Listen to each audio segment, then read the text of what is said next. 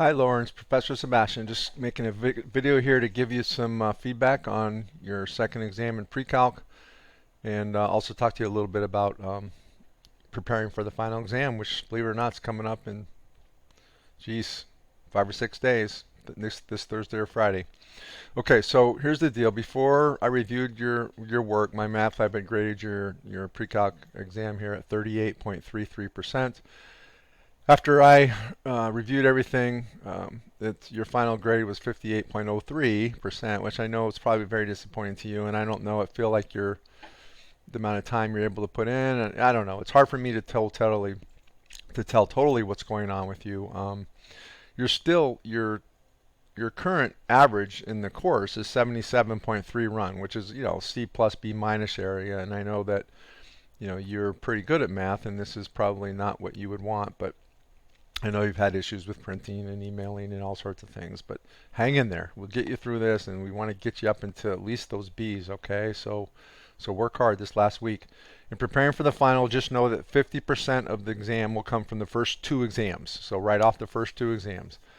So study your first two exams to cover the weeks 1 through 4 material. And then the week 5 material, another 25% of the questions will come off that quiz 5. And the final 25% of the questions will come off the last two homeworks that come up in week 6. Okay, so that's how it's focused. So it's still 50% on these last 2 weeks, more heavily backloaded towards the end, but it is cumulative still. It will be the same number of questions, 30 questions, but it will also be a little bit longer. You'll have 2.5 hours instead of 2 hours, just because it's more material to cover. Okay, so that's how to study for the final. As far as feedback on the exam, let's go over this as quick as we can here. So let's see, question 1.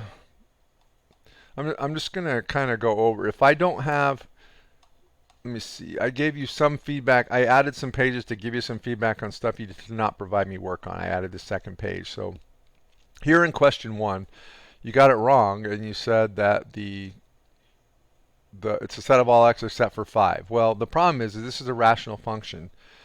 The only thing you have to worry about with a rational function, polynomial divided by polynomial, is if the denominator is 0. And notice that x squared is always positive, or 0 if x were 0. So adding something that's always positive or 0 to 10, that will always be a positive number. It never can be 0. So there is no restrictions on this domain. It's just minus infinity to infinity. All right. Question 2. You already had correct in my math lab. Let's see. Question 3, there was no work. So I added some feedback here.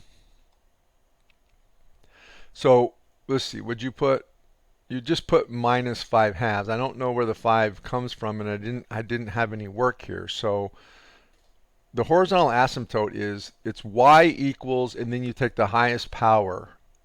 If the highest power is the same in both the numerator and denominator, then it's the coefficients of that highest power. So it's minus 3 halves.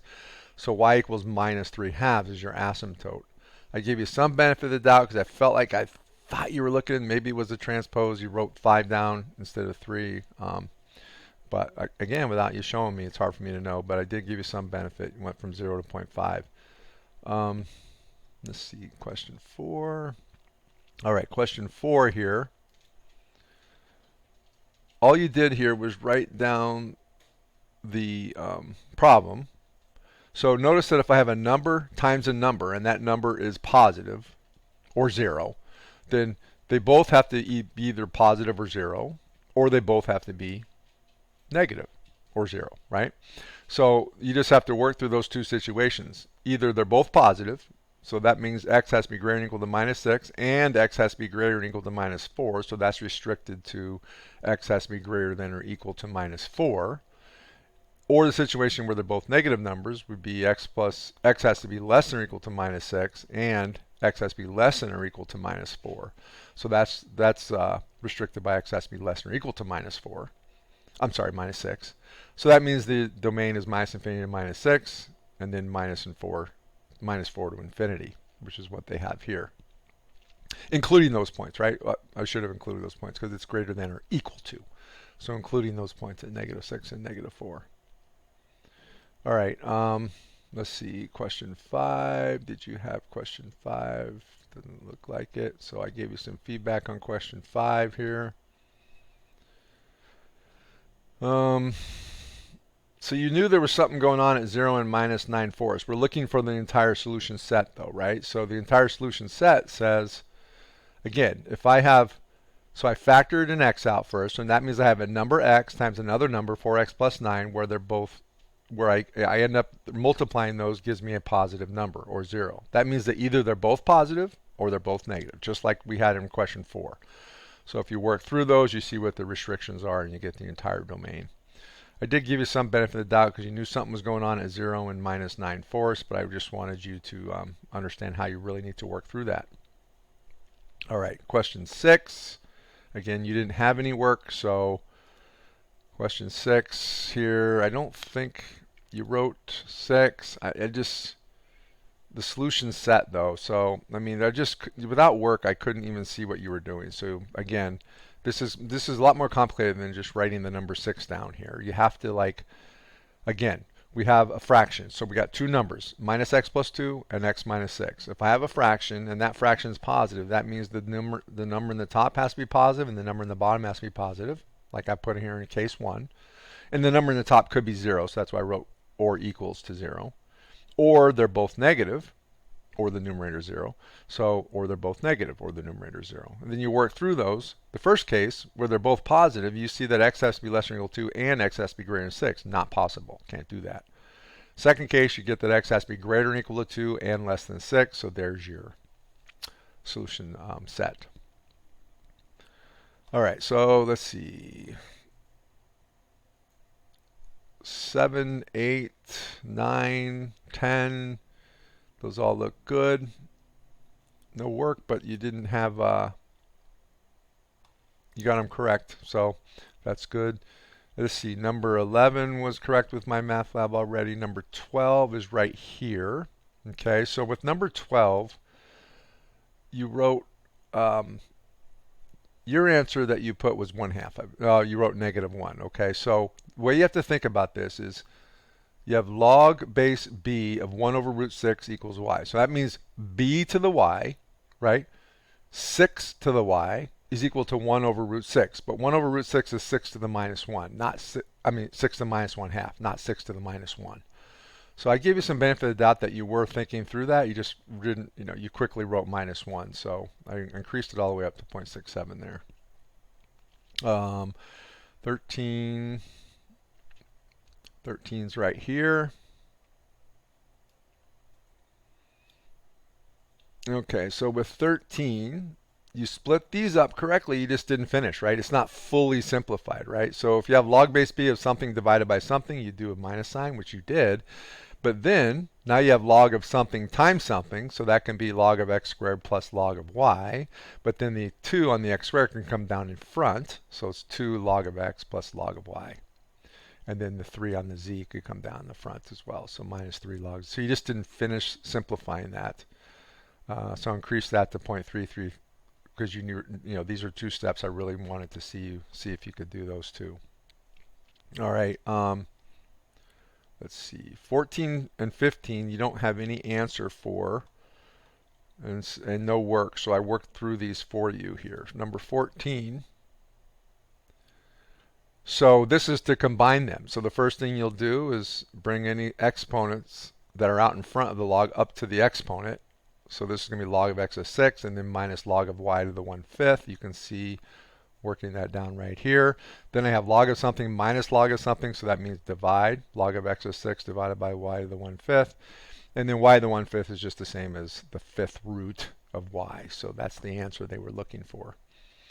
In 15, when you have log base and the b is something that's not on your calculator, and we got to calculate this. So the way you do that is you use either the common log, which is log base 10, which is on your calculator, or the natural log, which is log base e, also on your calculator. I use log base 10, and you just take the log of the number that you're trying to take the log of divided by the log of that base that you were trying to use, and that works out to give you the right number so you can use the calculator. All right, so that's how you work those. You could have used natural log, but it's the same thing. Get the same answer, I mean. All right, 16, you have some work. Let's see. So 69 increased from 0 to 0.75. You just solve for x incorrectly here. So let's see, you have x, so this is 8 to the x minus 7 over 6 equals 8 to the 1/2 if you change this to exponential notation instead. So that means x minus 7 over 6 equals a half. Somehow you wrote x minus 7 over 6 equals 1/6, right? So again, I think that's probably just working quick there. But that's an easy thing to solve for x. I just solved it correctly after you had the right denominator up here. But you had the right idea. Again, it's just 1/6. I'm not sure how that came out. Okay, 17 you didn't have an answer for, so let me go down here. I worked it out for you.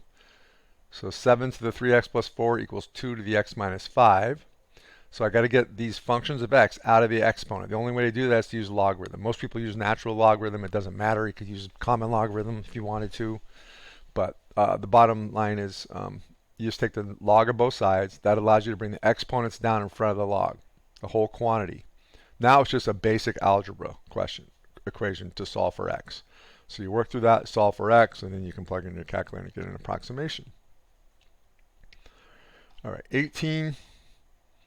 So you had some work here on 18. It looks like you're heading the right direction. Log of 3x plus 6, right? When you brought these together, 3 times x plus 2, so that's 3x plus 6, equals the log of 2x minus 2. Now that just means that 3x plus 6 equals 2x minus 2. And just you solve for x incorrectly. You got x equals 4, but really x equals minus 8 when you solve for this, which means there's no solution, because if you take that x equals minus 8 and you plug it back into the original logs, like minus 8 plus 2 is minus 6. The log of minus 6 is not, you cannot do that. You cannot take the log of a negative number. So these don't exist, which means that even though the algebra brought us to x equals minus 8, we had to check it in our original equation, and that's not a solution. So there is no solution. Let's see, 19. 19 is to use the exponential decay model. A equals a0 e to the kt. I think this takes more work than just this little space, so there really wasn't much here I could do to help you with that, because this is not correct at all. So 19, we want to use this model, and you're told that it has a half-life of 25 hours. That means after 25 hours, however amount of the substance you had to begin with, which is A0, would decrease to half of that. So in other words, at t equals 25, the amount A in your model here would be A0 over 2. So you plug that in. And then t is 25, you plug that in. And now you have an equation which allows you to solve for k. So we go ahead and solve for k. And then once I have k, I put that back into the model. And then they ask me, how long will it take for the drug to decay to 95%? That means when is A equal to 0.95 of A0, right? So 0.95 A0 is now A. You plug that into your equation, and now the A0s cancel, and you have an equation for T. And that allows you to solve for T. And here's how you solve for T. And then you end up with T equals 1.9 hours. So those are important problems. You really should know how to do those. Number 20 is a similar one. It's exponential growth now. Uses the same model, but they have this formula here.